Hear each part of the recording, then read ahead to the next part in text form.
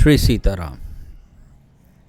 भगवान के द्वादश प्रधान भक्त भाग 7। भक्तों, आज हम श्री नरहरिदास यानी श्री प्रहलाद जी की कथा कहेंगे। नरहरि अर्थात नरसिंह भगवान। एक अर्थ नरहरि का श्री राम जी भी है और यहाँ हम प्रहलाद जी का चरित्र कहेंगे। स उत्तम श्लोक पदारविंदयोर निवेश या किंचन संगलब्धया तन्वम परम निर्वृत्तिम आत्मनो मोहरो दुसंग दिनस्य मनः शमम व्याधत। भक्तों, ये सप्तम स्कंध का चौथे अध्याय का 42वां श्लोक है, श्रीमद् भागवत से लिया गया। दैत्यराज हिरण्यकशिपु के 4 पुत्र थे।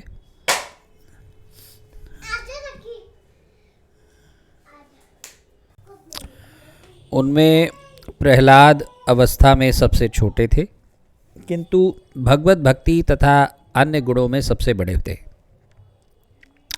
संसार में जितने भी भक्त हो गए हैं, प्रहलाद जी उन सब के मुकुटमणि हैं। वे बाल्यकाल से ही भगवान का नाम कीर्तन और गुण कीर्तन करते करते अपने आप को भूल जाते थे। कभी वे प्रेम में बेसुध होकर गिर पड़ते और कभी कीर्तन करते करते नाचते और कभी भगवान नामों का उच्चारण करते हुए ढाड़ मारकर रोने लगते। इनके पिता हिरण्यकशिपु असुरों के राजा थे और देवताओं से उनकी सदा ही खटपट रहती थी। एक कारण ये भी था कि हिरण्याक्ष, जो कि उनके भाई थे हिरण्यकशिपु के, उनको भगवान ने देवताओं के कारण ही मार दिया था। एक बार देवताओं को पराजित करने की नीयत से इनके पिता यानी हिरण्यकशिपु ने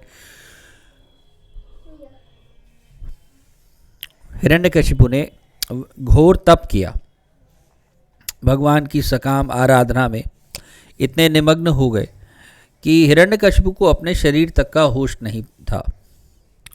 देवराज इंद्र ने अवसर पाकर असुरों के ऊपर चढ़ाई कर दी और उन दिनों प्रहलाद माता कयाधु के गर्भ में थे। इंद्र ने असुरों को मार भगाया, उनकी पुरी को लूट लिया और प्रहलाद की माता को पकड़कर यानी कयाधु को पकड़कर ले चले। कयाधु एक गर्भवती दीना अबला कुररी की भांति रोती जाती थी और रास्ते में संयोगवश दयालु देवर्षि नारद जी मिल गए।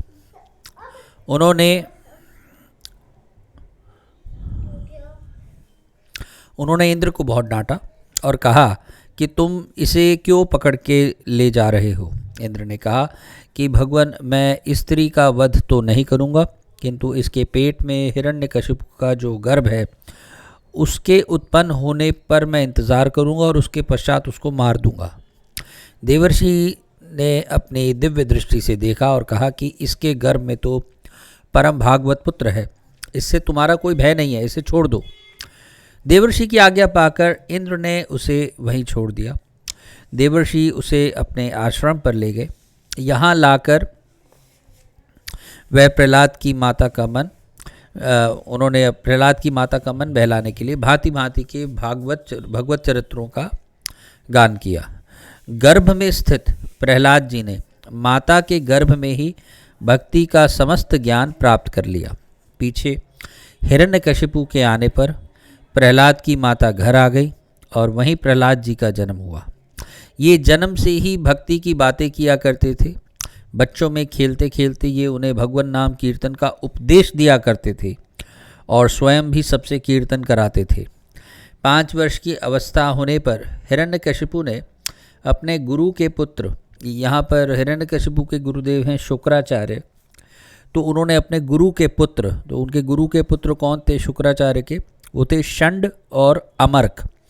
उन्होंने अपने गुरु के पुत्र षंड और अमर्क इसके यहाँ प्रहलाद को पढ़ने भेजा, किंतु ये प्रहलाद जी तो समस्त शास्त्र माता के पेट में ही पढ़ चुके थे और गुरु जी जो बताते थे या जो कुछ भी बताते थे वे उसको ना पढ़ के वे प्रभु के प्रेम की ही माला जपते रहते थे। एक दिन पिताजी ने पूछा, प्रहलाद जी से पूछा, पिताजी ने, हिरण्यकशिपु ने प्रहलाद जी से पूछा कि तुमने जो सबसे अच्छी बात अब तक पढ़ी हो उसे बताओ। प्रहलाद जी ने कहा कि सबसे अच्छी बात तो यही है कि सब प्रपंचों को छोड़कर भगवान विष्णु की भक्ति में शीघ्र से शीघ्र लग जाना चाहिए। अपने ही पुत्र के मुंह से विष्णु भक्ति, भगवत भक्ति की बातें सुनकर हिरण्यकशिपु बहुत क्रोधित हुआ। पुत्र को मारने के लिए दौड़ा। गुरुपुत्रों को भी भला बुरा कहा। जैसे तैसे समझा बुझाकर लोगों ने प्रहलाद को छुड़ा दिया। हिरण्यकशिपु ने ये कहकर कि अब कभी भी मेरे शत्रु विष्णु का नाम मत लेना, ऐसा कह के पुत्र को छोड़ दिया। प्रहलाद जी भला हरि नाम कब छोड़ने वाले थे, और वे तो नए उत्साह के साथ भगवत कीर्तन में तल्लीन हो गए। अपने सहपाठियों से भी कहते, सच्चा पढ़ना तो भगवान की शरण जाना ही है, और सांसारिक पदार्थों के नाम पढ़ना अज्ञान की ओर बढ़ना है। वे दिन रात भगवान के नामों और गुणों के कीर्तन में ही निमग्न रहते थे। इनके पिताजी ने जब देखा कि यह किसी प्रकार भी भगवत भक्ति नहीं छोड़ता है, तो हिरण्यकशिपु ने इन्हें सूली पर चढ़वाया, मदमत हाथियों से के नीचे डलवाया, अथाह जल में गले में पत्थर डालकर डुबाया, हलाहल विष का प्याला पिलाया, हाथियों के नीचे भी डलवाया, अथाह जल में गले में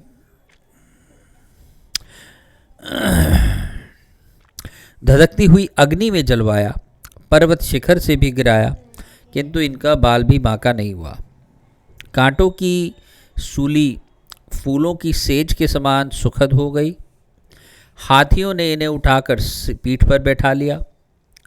जल के ऊपर पाषाण की तरह तैरने लगे। विष अमृत बन गया, अग्नि जल की भांति शीतल हो गई, और इन्हें जलाने की इच्छा से ईंधन जलाकर बैठने वाली होलिका स्वयं जलकर भस्म हो गई। पर्वत शिखर से ये हंसते हंसते नीचे आ गए। सारांश ये है कि उन्हें कोई भी यातना दुखी ना कर सकी। षंड और अमर्क फिर इन्हें पाठशाला में ले गए। वहाँ प्रहलाद जी ने फिर बड़े जोर से अपना वही काम शुरू कर दिया। लड़के सब हरि कीर्तन करने लगे। षंड और अमर्क ने गुस्से में आकर के कहा कि या तो हमारी बात मान जाओ, नहीं तो कृत्या नाम की राक्षसी को हम उत्पन्न करके तुम्हें भस्म करवा देंगे। विश्वासी भगवत भक्त प्रहलाद जी क्यों डरने लगे? उन्होंने कहा, गुरुजी, कौन किसको मार सकता है और कौन किसको बचा सकता है? सब भगवान की लीला है। इस पर क्रुद्ध होकर षंड अमर्क ने महान विकराल ज्वालामुखी कृत्या को उत्पन्न किया। कृत्या ने प्रहलाद जी के हृदय में शूल मारा। भक्त भयहारी भगवान की शक्ति से सुरक्षित प्रहलाद जी की छाती पर लगते ही शूल दो टूक हो गया। कृत्या परास्त होकर लौटी और दोनों ब्राह्मणों को मारकर, यानी षंड और अमर्क जो कि प्रहलाद जी के गुरु जी थे, उनको मारकर स्वयं भी नष्ट हो गई। अपने कारण गुरुओं की मृत्यु होता देख प्रहलाद जी का संत हृदय पिघल गया। उन्होंने कातर कंठ से भगवान से बार बार प्रार्थना की और कहा कि मुझे मारने वाले, जहर देने वाले, सूली पर चढ़ाने वाले, आग में जलाने वाले, पहाड़ पर से गिराने वाले, समुद्र में फेंकने वाले, मनुष्य और सांपों से डसने वाले, पैरों वाले, किसी के भी अनिष्ट की ज़रा सी भी मेरे हृदय में कोई इच्छा हो तो ये मेरे दोनों गुरुजी, किसी के भी अनिष्ट की ज़रा सी भी मेरे हृदय में इच्छा ना हो तो मेरे ये गुरुजी, दोनों गुरुजी दो जी उठें। प्रहलाद जी की प्रार्थना पर षंड और अमर्क जी उठे और प्रहलाद जी को आशीर्वाद देने लगे। क्षमाशील प्रहलाद जी की महिमा अनंत काल के लिए सुप्रतिष्ठित हो गई। संत की यही विशेषता है कि वह बुरा करने वालों के साथ भी भलाई करता है। उमा संत कई इह बढ़ाई, मंद करत जो करई भलाई। जब किसी तरह भी ये प्रहलाद जी ना मरे तब तो इनके पिताजी को बहुत ही क्रोध आ गया। एक खंभे से बांधकर हाथ में खड्ग को लेकर वह इन्हें मारने को तैयार हुआ और बोला, अब बता तेरे भगवान कहाँ हैं। प्रहलाद जी ने बड़ी निर्भीकता से कहा, भगवान सर्वत्र है, मुझ में भी हैं, तुम में भी हैं, इस खड्ग में भी है और खंबे में भी हैं, सर्वत्र वे श्री हरि व्याप्त हैं। हिरण्यकशिपु ने कहा, तब फिर इस खंबे में दिखते क्यों नहीं। इतना ही कहना था कि भगवान आधे मनुष्य और आधे सिंह के रूप में उस खंबे से प्रकट हुए। उस अद्भुत नरसिंह रूप को देखकर हिरण्यकशिपु डर गया और भगवान ने जल्दी से उसे घुटनों पर रखकर उसका पेड़ फाड़ दिया। सभी देवता प्रसन्न हुए, सभी ने भगवान की स्तुति की। भगवान ने प्रेम पूर्वक प्रहलाद जी को गोद में बिठाया, उसे खूब प्यार दिया और वरदान मांगने को कहा। प्रहलाद जी ने कहा, प्रभु मेरे पिता ने आपसे वैर किया था, इनकी दुर्गति ना हो।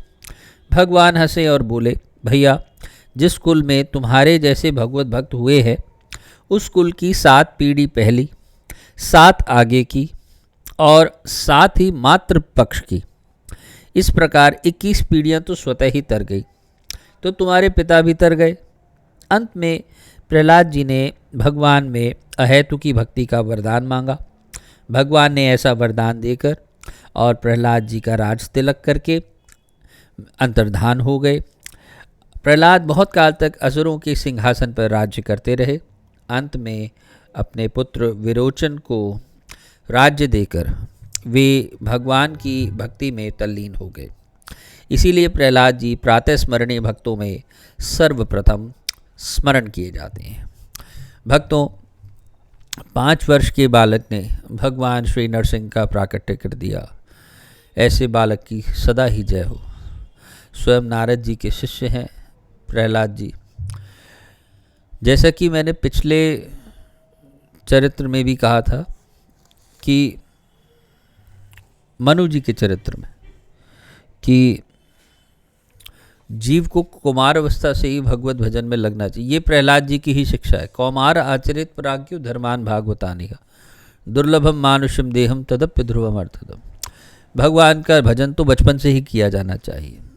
अपितु प्रहलाद जी में भजन और भक्ति के संस्कार तो गर्भ से ही आ गए थे, क्योंकि उनकी माता कयादु जब गर्भवती थी तब नारद जी उन्हें अपने आश्रम में ले गए। भक्तों, गर्भ में दिए हुए संस्कार इतनी जल्दी फलित होते हैं और वे बहुत दीर्घ काल तक जीव के संस्कार में प्रवेश कर जाते हैं कि ऐसा कहा जाता है कि गर्भ में पल रहा बालक या कन्या जो भी शिशु है उसे ऋषि कहा गया है।